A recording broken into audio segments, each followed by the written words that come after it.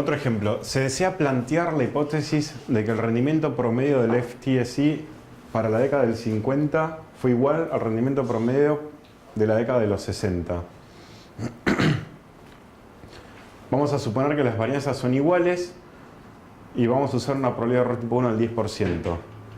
Estos son los datos que nos dan. 110 meses de la década del 50, el rendimiento mensual promedio del índice bursátil fue 0,68 y en la década del 60, también 110 meses, fue 1,57. Y estos son los dos desvíos estándares, 5,598 en puntos porcentuales y 5,738. Perdón. Se desea utilizar una probabilidad de error tipo 1 del 10%. Entonces, básicamente, acá vamos a estar rechazando en las dos colas.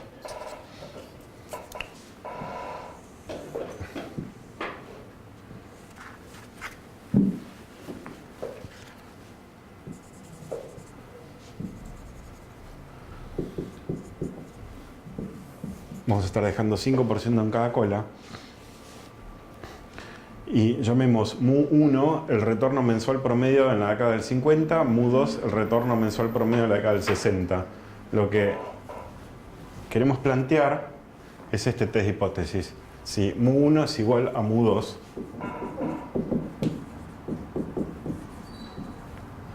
contra la alternativa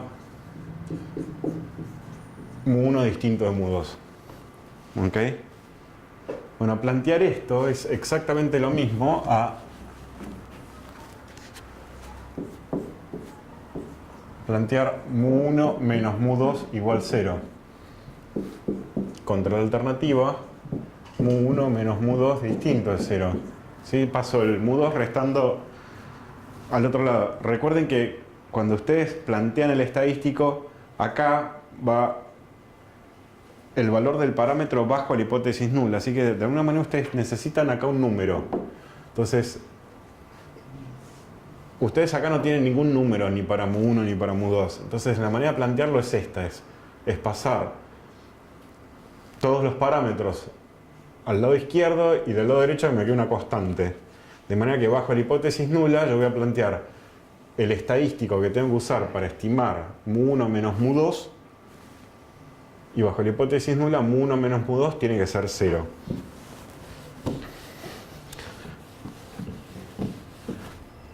¿Se entiende? Entonces, este va a ser el parámetro que a mí me interesa. Es mu1 menos mu2. Es una diferencia de dos parámetros. Eso es lo que a mí me interesa plantear en este caso de test de hipótesis. Entonces, nosotros vimos antes que una diferencia de medias lo estimábamos con el x barra 1 menos x barra 2 dividido esa raíz horrible que aparecía una raíz por otra. ¿Se acuerdan? Esta fórmula la vimos antes. Era esta fórmula que la terminamos expresando de esta manera. ¿Sí? Cómo testeás una diferencia de medias cuando no conoces la varianza. Esa era la fórmula del estético T. O sea, cuando hacías la normal dividido la raíz de la chi cuadrado dividido sus grados de libertad, te quedaba esta expresión de acá. Tenías una normal dividido la raíz de una chi cuadrado dividido sus grados de libertad. Esta era la normal. Esta es la raíz de la chi cuadrado dividido sus grados de libertad. Y cancelábamos lo poco que se podía cancelar y llegábamos a esta expresión de acá. Y esta es lo que vamos a usar ahora como nuestro estadístico para este test de hipótesis de diferencia en medias.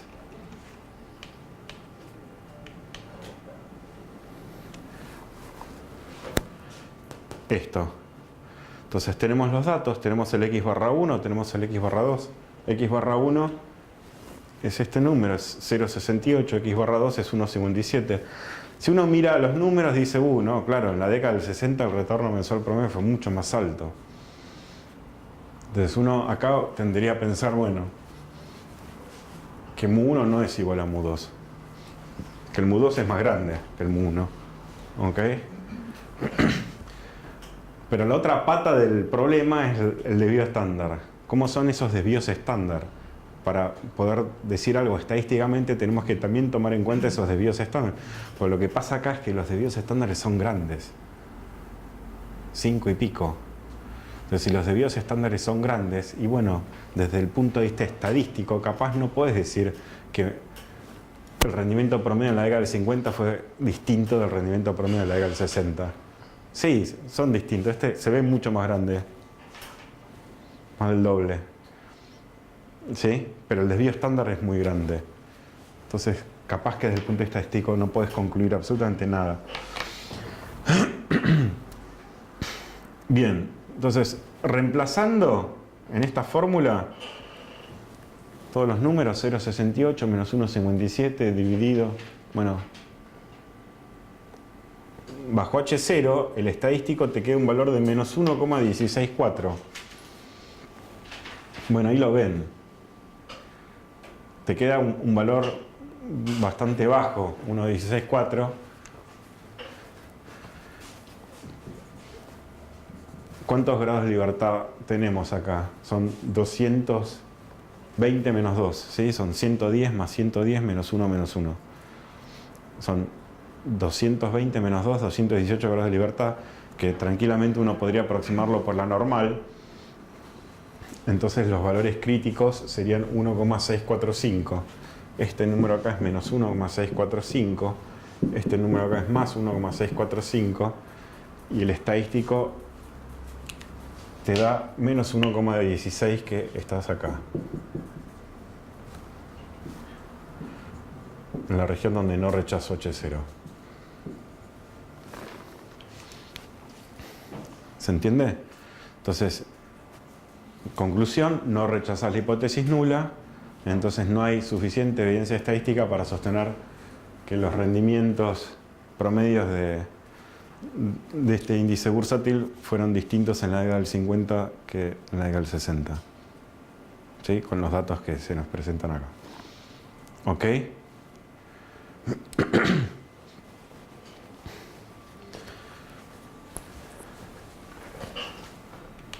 Este ejercicio, acá uno, si lo quiere plantear de una manera más clara, más organizada, esto uno lo puede plantear como un test de hipótesis. Acá haría el test de hipótesis de mu x igual a mu y, ¿sí? O sea, esto sería el rendimiento de Telecom, el parámetro me refiero, igual al rendimiento de YPF contra la alternativa mu x distinto de mu y. Acá lo mismo, ¿sí? Cuando ustedes tengan este tipo de test de hipótesis, lo tienen que reescribir de esta manera. Entonces esto es lo mismo que decir mu x menos mu y igual a, bueno, pongámosle directamente Telecom YPF igual a 0, mu Telecom menos mu YPF distinto de 0. ¿Ok? Entonces, así planteado,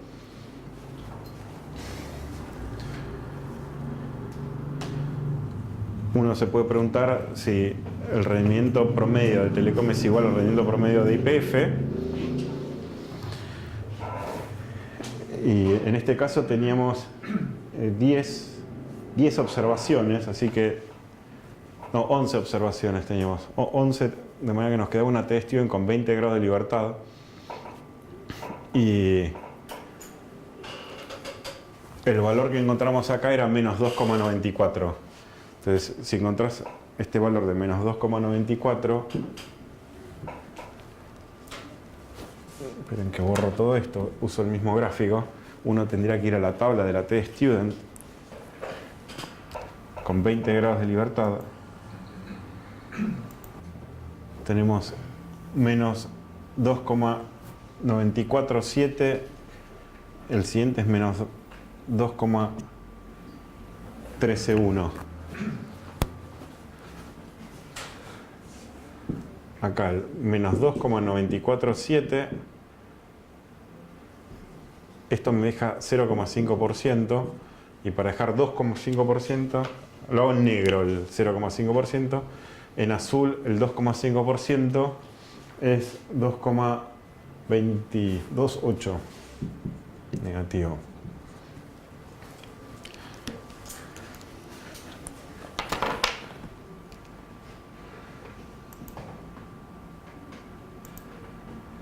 Nos quedaba 2,94. Esto está cayendo justo acá. Apenitas a la izquierda de acá. Está justo un poquito menos que... ¿sí? Es un poquito menor en valor absoluto que el del 0,5%. Así que si uno usara una probabilidad de error tipo 1 del 1%, estás cayendo en la región de no rechazo. Pero si uno usa una probabilidad de error tipo 1 del 5%, entonces ahí sí caes en la región donde rechazas. ¿Ok? Por eso lo primero que uno tiene que hacer es fijar esa probabilidad de error tipo 1 en 1 o en 5 o en 10%, porque digamos, si no, después todo no queda claro si rechazas o no rechazas. Primero fijamos la probabilidad de error tipo 1. Si fijaras una probabilidad de error tipo 1 del 5%, acá rechazás. Porque el valor crítico sería menos 2,228 y el estadístico te queda menos 2,94, que cae en la cola izquierda. Acá. ¿Sí? El estadístico es 2,94 negativo.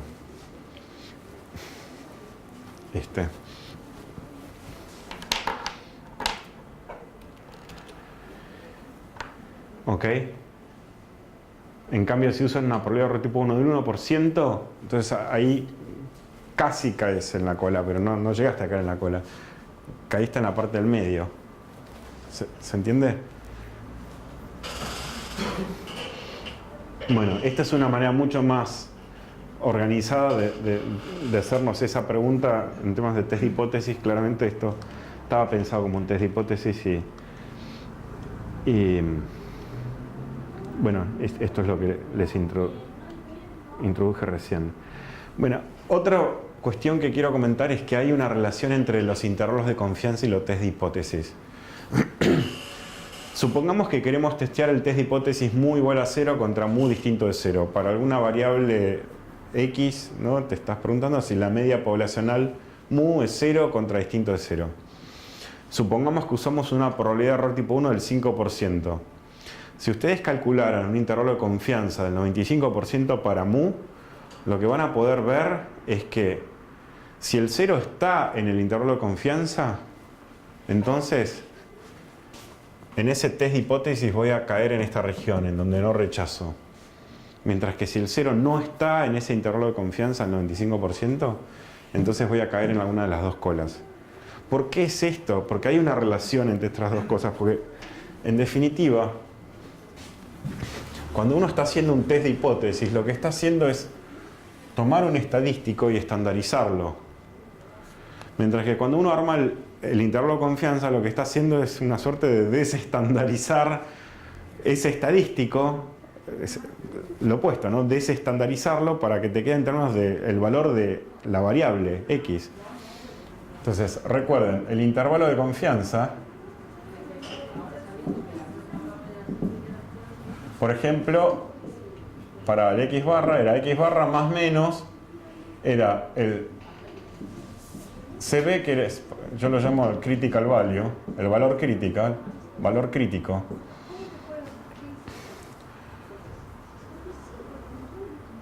Esto sería, en el caso de la normal, es el más menos 1, es el 1,96, ¿no? Más o menos lo estoy poniendo acá arriba, por el desvío estándar del X barra, ¿no? Esto sería tu S sobre raíz de n. Esta era la fórmula que vimos antes.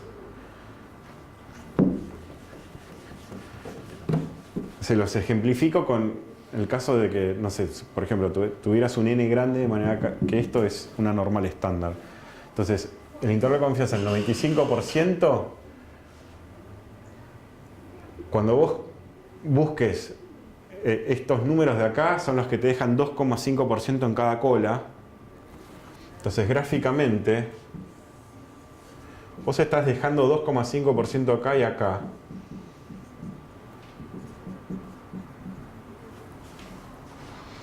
Entonces, si esto es la PDF del X barra estandarizado,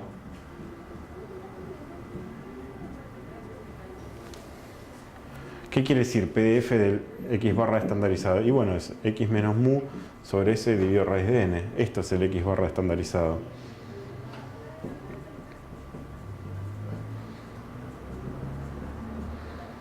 Esto es lo que quiere decir estandarizado. En el intervalo de confianza lo que uno está diciendo es, bueno, quiero que esto de acá sería X barra y quiero ver, bueno, cuánto es del X barra hacia la izquierda y hacia la derecha. Bueno, hacia la izquierda va a ser esto, el valor crítico por el desvío estándar. Ese más menos 1,96 por el desvío estándar, lo que llamamos el margen de error, es esto, lo que te vas para la izquierda o para la derecha. Esto es en términos de la no estandarizada. En términos de la estandarizada sería mirarlo con los números de la normal estándar. Es el más menos 1,96. Por eso te queda X barra más menos 1,96 por el desvío estándar. Este 1,96 positivo o negativo es 1,96 por el desvío estándar de una normal estándar. ¿Ok? Entonces, por eso hay una relación. Lo que les estoy diciendo acá en el slide es, si el 0, si vos te planteás este test de hipótesis, mu igual a 0 contra mu distinto de 0, y vos armás un intervalo de confianza para mu, cuando este es tu test de hipótesis y vos usás un alfa de 5%, el nivel de significancia, error tipo 1, 5%, bueno, si vos armás el intervalo de confianza del 95, si esto es 5, acá tomá 95, ¿sí? Como intervalo de confianza. Si esto fuera 10, acá tomá 90, para compararlo. Y si esto fuera 1, acá tomá 99. Bueno, si el 0 está en el intervalo de confianza, entonces, cuando haga el test de hipótesis, el estadístico me va a caer acá en el medio, en la región donde no rechazo. Si el 0 está acá, entonces el estadístico en el test de hipótesis va a caer en la región donde yo no rechazo. Mientras que si el 0 no está acá, si no está en el intervalo de confianza, o sea, si el intervalo de confianza es, no sé, menos 3, menos 1, 0 no está acá, o los dos números son positivos, o sea, el número inferior es 0,25, 4, si el 0 no está en el intervalo de confianza, entonces voy a estar cayendo, cuando haga el test de hipótesis, mi estadístico va a caer en alguna de las dos colas donde yo rechazo la hipótesis nula. ¿Ok? Entonces, básicamente, las dos cosas, mirar un intervalo de confianza o hacer un test de hipótesis, son consistentes entre sí. O en definitiva, estás mirando una misma cosa desde dos lugares distintos. En el test de hipótesis lo estás mirando desde una perspectiva de variable estandarizada, mientras que en el intervalo de confianza lo estás mirando desde la variable en sí, cruda, con la distribución que tenga, no estandarizada. ¿Okay? Pero estás mirando lo mismo en definitiva.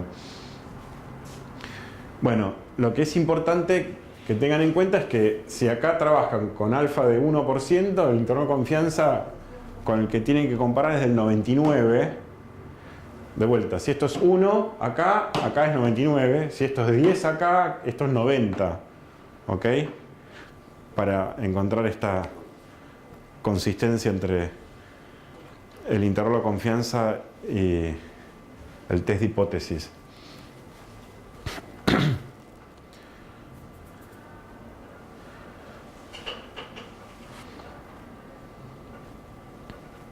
Entonces, en el ejemplo 3, acá, el de las pilas, el mu era 30, X barra era 29, el S era 5, Entonces, básicamente, habíamos llegado a que en este caso el estadístico nos daba menos 1,8 y por lo tanto caía en la región donde no rechazo la hipótesis nula, ¿sí? En el medio caía. Yo no rechacé la hipótesis nula en este caso. ¿Se acuerdan? Lo vimos recién. Bueno, si calcularan un intervalo de confianza, ¿cómo lo armamos? X barra más menos sería 1,99. Esto es un intervalo de confianza del 95%. ¿Sí? 1,99 es el valor, esto es de la T de Student.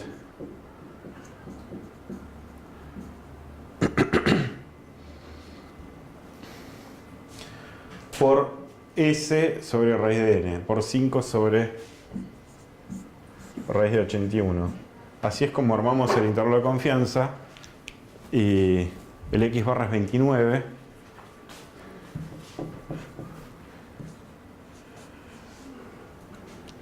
Más menos 1,99 por 5 sobre 9. Y si hacen la cuenta, esto les va a dar 27 y pico con 30,1. ¿Sí? Esto les da algo así como 27,9. Esto es casi un medio. Por 2 es casi 1, pero es un poquito más. Entonces les queda algo así como 27,9, 30,1. El 30 está acá adentro. ¿Ok? Que era mi hipótesis nula. Muy igual a 30. Entonces el 30 está en el intervalo de confianza, por eso yo no rechacé. ¿Ok? ¿Se entiende? Hay una relación entre el intervalo de confianza y el test de hipótesis, pero recuerden siempre que tienen que comparar usando el... acá si usan alfa 5%, el intervalo de confianza tiene que ser 95. Si acá usan 1, acá tiene que ser 99%, y si acá usan 10, el intervalo de confianza tiene que ser del 90%. Nunca se olviden de eso.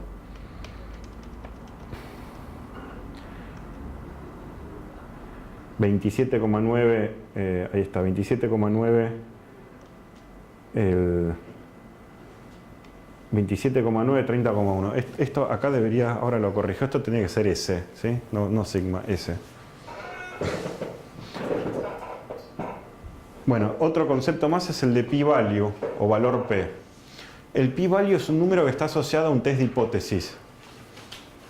Cada test de hipótesis va a tener un p-value asociado. ¿Qué es el p-value?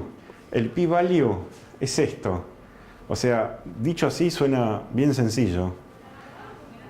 Es la mínima probabilidad de cometer un error tipo 1 tal que rechazo la hipótesis nula. Es eso. Es la mínima. Es el mínimo alfa. Mínima probabilidad de error tipo 1. El mínimo alfa tal que rechazo la hipótesis nula. ¿Qué es eso gráficamente?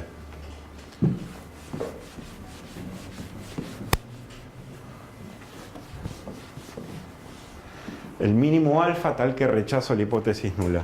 Bueno, miren, fíjense.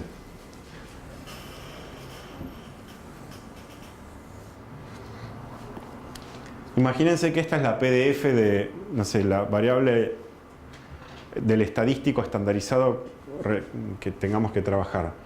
Lo que decíamos antes, esto supuestamente es simétrico ahora. Lo que decíamos antes es, bueno, si vos trabajás con una probabilidad de error tipo 1 del 5%, tenés que dejar 2,5% en cada cola. Si tu probabilidad de error tipo 1 fuera 10%, dejás 5% en cada cola, ¿sí? La mitad en cada cola. Bueno, ahora olvídense de eso. Olvídense. Imagínense que el estadístico cae acá. El estadístico, ¿sí? No estoy hablando del valor crítico, no estoy hablando del área de rechazo. El estadístico, el paso 2. Si el estadístico cae acá, para yo estar indiferente entre rechazar y no rechazar, yo tendría que elegir un alfa que me delimite como región de rechazo este área. ¿Ok? Pero ojo, este era el estadístico. Entonces yo tendría que elegir una probabilidad de error tipo 1 tal que me quede toda este área como región de rechazo. ¿Se entiende? Entonces, si justo coincide el valor crítico con el estadístico que obtuve, ahí estaría indiferente entre rechazar y no rechazar. Entonces ahí podría decir, bueno, entonces esa es la mínima probabilidad de cometer un error tipo 1 tal que rechazo la hipótesis nula. Ese sería el mínimo alfa tal que rechazo la hipótesis nula. Bueno, y eso es el p-value. En otras palabras, el p-value es, miren el estadístico. Si el estadístico cae acá, si este es el estadístico, bueno, se tienen que fijar cuál es este área. Y si eligen ese área como el área de la región donde rechazan, bueno, justo ahí van a estar indiferentes entre rechazar y no rechazar. Si eligen un área más grande, bueno, claramente el estadístico cae en la región de rechazo, pero el mínimo alfa va a ser este. ¿Ok? ¿Se entiende? Gráficamente esto es el p-value. Pero hay una cosa más, que los tests de hipótesis podían ser a una cola o dos colas. La historia sería esta si el test fuera a una cola, pero cuando el test es a dos colas, a este área de acá en realidad la tendría que multiplicar por 2 porque yo tendría que decir, bueno, y de este lado también. ¿Ok? Si fuera a dos colas es este área por 2. Si es una cola es eso. ¿Ok? Y de hecho, digamos, los software cuando les calculan el p-value tienen eso en cuenta y en general te multiplican automáticamente por 2 porque siempre o sea, el statu quo es que es a dos colas siempre para el software. Cuando haces un test de hipótesis y te calcula el p-value asociado a ese test de hipótesis. ¿Ok? ¿Se entiende? ¿Preguntas?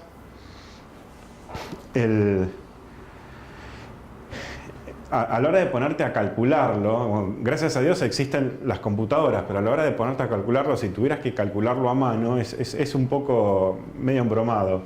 Porque si ustedes van a la tabla de la T-Student, por ejemplo, con la normal no, pero con la T-Student ustedes ven que la probabilidad en la T-Student salta de primera columna es 0,05, la segunda columna es 0,01. Tenés 0,05. El primer valor, primera columna es 0,005, la segunda es 0,01, después 0,025. ¿Sí? Esto es medio por ciento, 1%, 2,5%.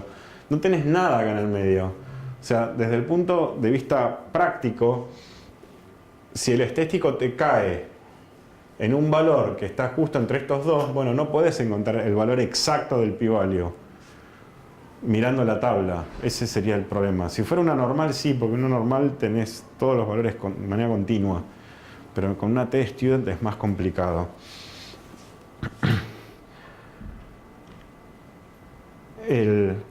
¿Para qué sirve el p-value? Porque cuando ustedes hacen un test de hipótesis, el que sea, mu lo que sea, o el test de hipótesis que sea, hipótesis nula, la alternativa, y te dicen, bueno, el p-value es tanto, y te dan el valor del p-value, vos solamente mirando el número del p-value ya podés decir si rechazás o no la hipótesis nula.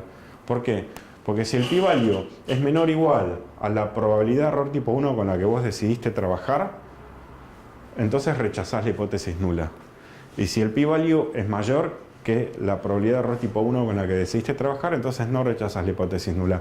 No tenés que hacer ninguna cuenta, no tenés que agarrar calculadora, ni Excel, ni tenés que ir a la tabla, nada, no tenés que hacer nada. Solamente decir, bueno, ¿cuál es mi probabilidad de error tipo 1? 5%, bueno, ¿el p-value es menor que 0,05? Sí, me dio 0,03, es menor.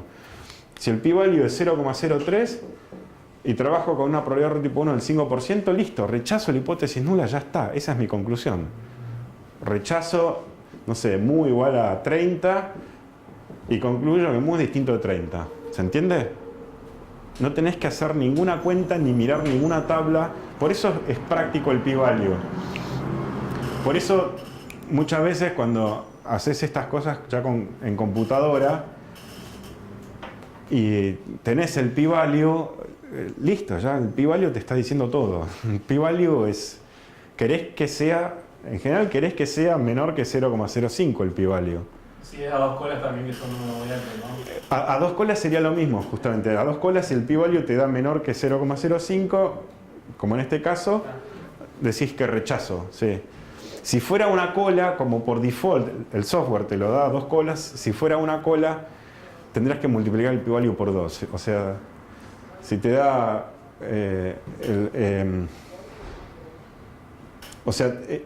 el p-value está multiplicado por 2 ya, por default. Tendrías que dividir por 2, o sea, te quedaría 1,5% si te dijeran 0,03.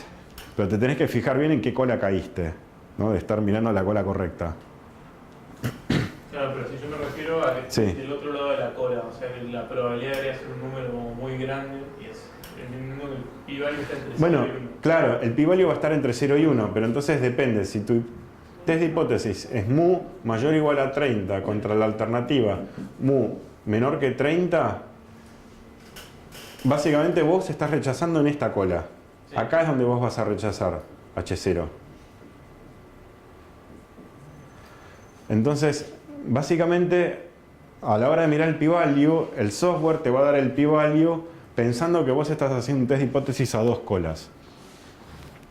Entonces, si vos, por ejemplo, trabajás con un alfa de 5%, vos este área, que es tu región de rechazo, tendría que ser 5%. Claro, y si mi... Entonces, esto sería como asimilable a una situación en un test a dos colas, en donde vos dejarías 5% en cada cola, entonces un 5% en cada cola sería trabajar con una probabilidad de error tipo 1 del 10%. Entonces, si el p-value te diera 0,09, entonces, y efectivamente estás cayendo en esta cola y no en esta de acá, ¿no? P-value te da 0,09, en ese caso estarías rechazando la hipótesis nula. Tendrías que dividirlo por 2 al p-value que te da el software y tomar eso para compararlo contra la probabilidad de error tipo 1, contra el alfa. Entonces eso te lo hace muy práctico, no tenés que mirar ninguna tabla, y nosotros acá estamos trabajando con la tabla T-Student. Si uno quiere hacer, esto no lo vamos a ver acá en el seminario, pero si uno quiere hacer test sobre los sigma cuadrados, sobre varianzas, los sigma cuadrados se estiman con el S cuadrado, que son chi cuadrados, y cocientes de chi cuadrados te queda una distribución F. La F que está acá en la tabla que les repartí, que también la vimos. Entonces, si uno tuviera que hacer un test de hipótesis sobre varianzas poblacionales, entonces tendrías que usar la distribución F. Entonces, con la F se vuelve todavía más engorroso, porque acuérdense, tenías la tabla 4.1, 4.2, 4.3. Una tabla solamente te daba los valores que te dejaban 90% de probabilidad a la izquierda y 10 a la derecha. La 4.2 era 95 y 5, y la 4.3 era 99 y 1. Tenés un solo valor de probabilidad. Todo lo demás son los valores que toma la variable aleatoria dada una cierta cantidad de grados de libertad del numerador y otra cantidad de grados de libertad del denominador. Entonces, digamos, a la hora de ponerte a calcular el p-value sería algo bastante complejo. Que el software ya te dé el p-value ya te permite directamente, sin estar mirando ninguna tabla, concluir rechazo o no rechazo la hipótesis nula. ¿Ok? Eso lo convierte en algo muy práctico, el p-value. ¿Preguntas? El p-value en el ejemplo 3 nos daba menos 1,8. Si usás la distribución normal como aproximación y te fijas el menos 1,8 en la normal, esto es lo que tendrían que hacer. Van a la normal,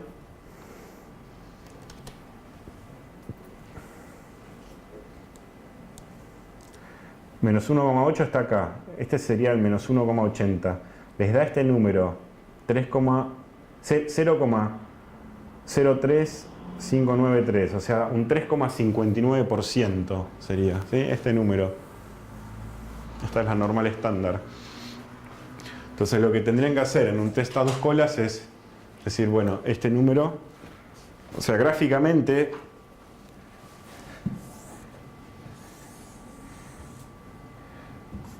esto es menos 1,8 y lo que estamos diciendo, bueno, este área de acá, cuando mirás la normal, si aproximamos usando la distribución normal, este área es 3,59%. Entonces el p-value va a ser esto por 2 porque tengo un test a dos colas, ¿sí? O sea, 7,18%. ¿Se entiende? Ups.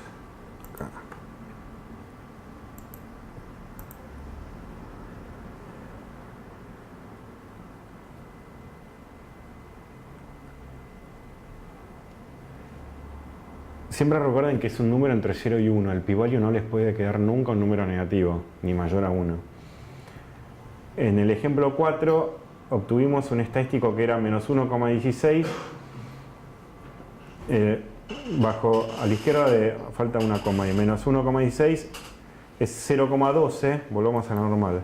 1,16,4 está...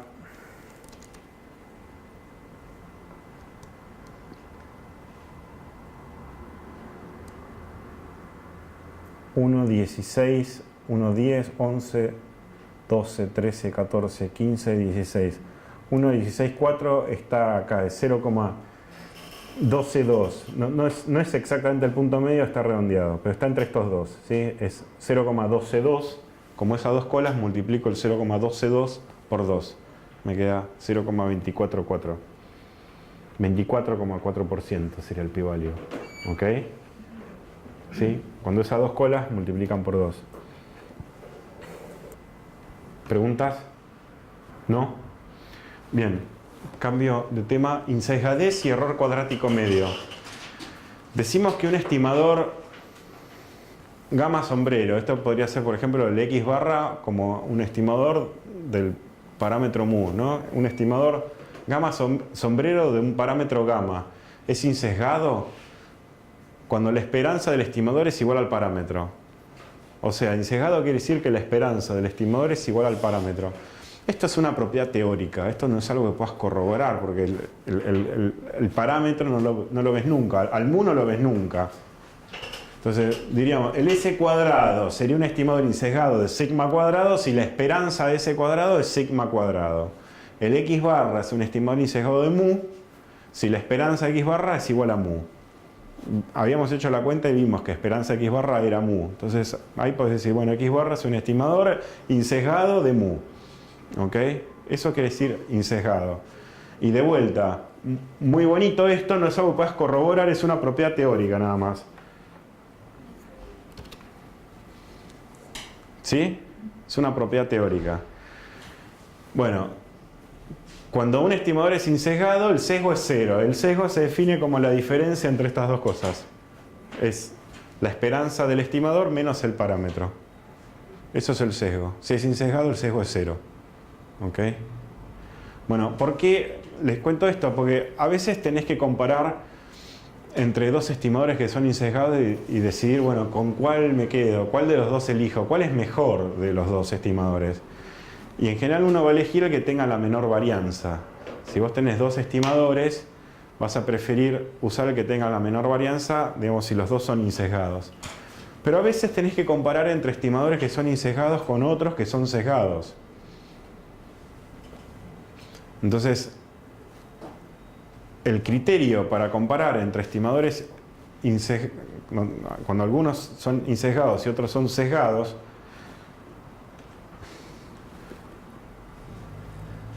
no es la varianza, sino lo que se llama el mean square error o error cuadrático medio. El mean square error, ¿sí? Se llama en castellano error cuadrático medio y se define como la varianza más el sesgo al cuadrado. El sesgo puede ser algo positivo o negativo. Cuando le elevas al cuadrado te queda positivo. Entonces, la varianza más el sesgo al cuadrado, eso es lo que se llama el error cuadrático medio. Entonces, si ustedes tienen que comparar, bueno, ¿qué estimador es conveniente usar, no sé, en determinado experimento? ¿Este de acá que es insesgado o este de acá que es sesgado? Bueno, el criterio en general va a ser el que tenga el menor error cuadrático medio. O sea, no mirás solamente la varianza, porque uno es sesgado. Lo que vas a mirar es esto, ¿no? Lo que llama el error cuadrático medio, que es la varianza más el sesgo al cuadrado. Si fueran insesgados los dos, el sesgo es 0, entonces buscar el que tiene menor mean square error, error cuadrático medio, es exactamente lo mismo a estar buscando o usando el que tenga la menor varianza. Es lo mismo, si fueran insesgados. Pero cuando los dos son sesgados, o uno es insesgado y el otro sesgado, lo que correspondería estar mirando es el error cuadrático medio a la hora de elegir si conviene usar uno u otro. ¿Sí? El que tenga el menor error cuadrático medio es el que conviene. ¿Preguntas? Cuando nosotros, no tiene nada que ver, pero Sí. en la clase de métodos cuánticos teníamos un estimador de mínimos cuadrados ordinarios. Eso es un estimador insesgado, ¿no? Mínimos cuadrados ordinarios arroja estimadores que son insesgados, sí. Exacto. Y hay alternativas, o sea, que pueden, no sé, yo puedo elegir entre mínimos cuadrados ordinarios y alguna otra alternativa. Sí, máxima verosimilitud, por ejemplo. Uno podría elegir máxima verosimilitud. También te va a dar estimadores que son insesgados. Y la diferencia entre uno por mínimos cuadrados y uno de máxima verosimilitud se elige con el error cuadrático medio. Claro, si uno tuviera que decir, bueno, ¿cuál de estos dos estimadores es mejor? ¿Cuál conviene usar? Bueno, digamos, un criterio sería usar el que tenga el menor error cuadrático medio, sí. Que, digamos, si son los dos insesgados, sería mirar el que tenga la menor varianza. Exacto, sí. Bajo los supuestos clásicos son insesgados, sí. Bien, el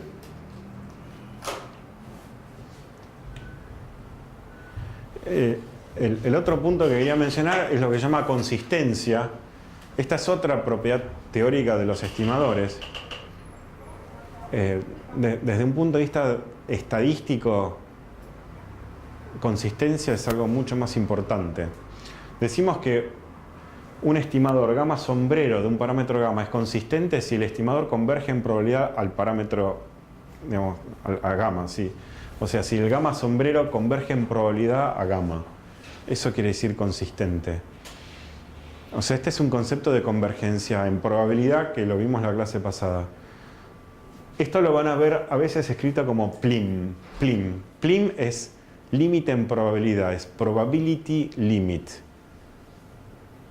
Lo llaman PLIM. Es como en matemática verías el límite, solo que estás hablando de probabilidades, la probabilidad en el límite, y eso se lo llama PLIM. Matemáticamente, esta es la definición que vimos en la clase pasada, la puse acá abajo.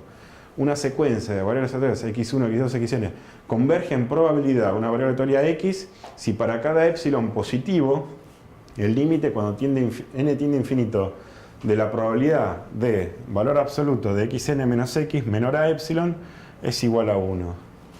Esta era la definición que dimos en la clase pasada. En términos de un estimador, lo que diríamos es que el límite cuando n tiende a infinito de la probabilidad de el valor absoluto de gamma sombrero menos gamma menor a epsilon, eso es igual a 1. El n acá ustedes no lo están viendo, pero el n acá adentro de ese gamma sombrero estaría en algún lado. Por ejemplo, si esto fuera el x barra ustedes lo construyen con un n determinado. Sería x1 más x2 más xn sobre n. Así es como construirse el x barra. Al x barra le podrías poner un subíndice n. Bueno, cuando ese subíndice n tiende a infinito, o sea, tu x barra, digamos, está construido de x1 más x2 más sobre n, y el n tiende a infinito, menos mu, esto sería mu, ¿no? En valor absoluto, la probabilidad de esto menor a epsilon, querés que eso sea 1. Eso quiere decir que es consistente. Y esto es con lo que en general van a estar trabajando en estadística, en métodos cuantitativos, o en los papers que vean a lo largo de la maestría, digamos, lo que van a estar usando como concepto de convergencia es este concepto de convergencia en probabilidad Y lo van a ver de esta manera, como plim. Como la propiedad que, bueno, el plim de tal estimador es igual al parámetro tal. Desde el punto de vista estadístico, esto es mucho más importante que hablar de que es insesgado. Insesgado es para un n fijo, el concepto de insesgadez.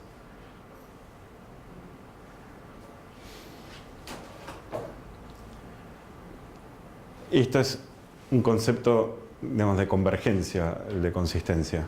Esto es algo mucho más importante, porque si tu estimador no es consistente, lo que estás diciendo es que cuando n tiende a infinito, o sea, cuando tu muestra ya deja de ser muestra y pasa a ser la población de datos, tu estimador está estimando algo que es distinto del parámetro que quiere estimar. O sea, tu x barra estaría estimando algo distinto del mu, si tu x barra no fuera consistente. Eso es lo que estarías diciendo. Entonces, eso sería gravísimo desde el punto de vista estadístico, ¿se entiende?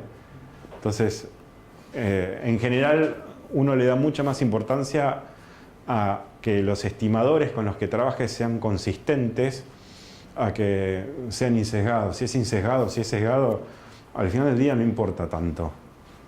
Que sea consistente sí importa, porque si no es consistente tenés un problema. ¿Ok? ¿Se entiende? ¿Preguntas? Bueno, paramos acá.